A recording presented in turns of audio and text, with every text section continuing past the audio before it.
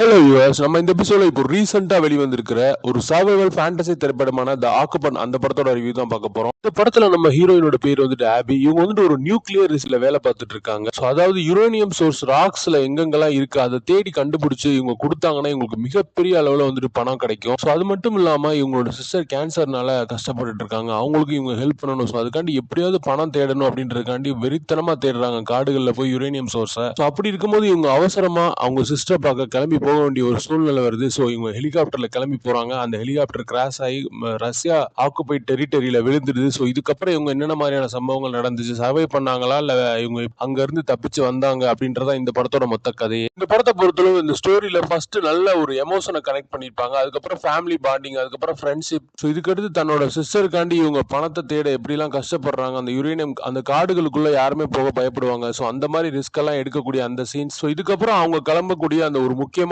Journey, அதுக்கப்புறம் அந்த crash, so அதுக்கப்புறம் என்னென்ன மாதிரியா நடந்துச்சு அப்படின்றத ஸ்கிரீன் பிளேல நரேட்டிவ் பண்ண விதம் ரொம்ப நல்லாவே இருந்தது. முக்கியமா இந்த படத்தோட சினிமாட்டோகிராஃபி வந்து வேற லெவல்ல இருந்தது. அந்த காடுகளுடைய அந்த இயற்கையான அந்த காட்சிகள் ரொம்ப அழகாவே வந்து ஃப்ரேம்ஸ்ல ஃப்ரெஷ்ஷா காமிச்சிருந்தாங்க. ஸோ அடுத்து இந்த படத்துல பேக்ரவுண்ட் மியூசிக்குமே ரொம்ப நல்லா இருந்தது.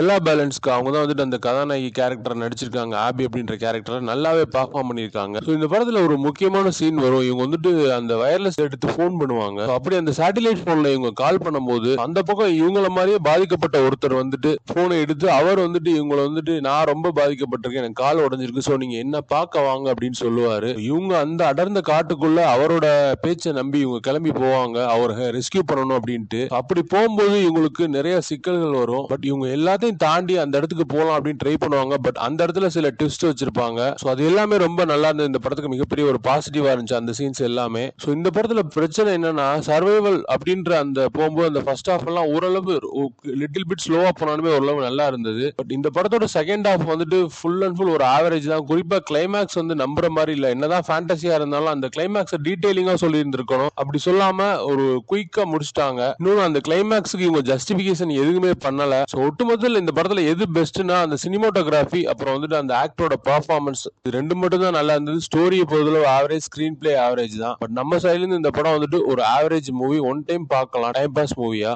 ஸோ தேங்க்ஸ் ஃபார் வாட்சிங், சப்ஸ்கிரைப் அவர் சேனல்.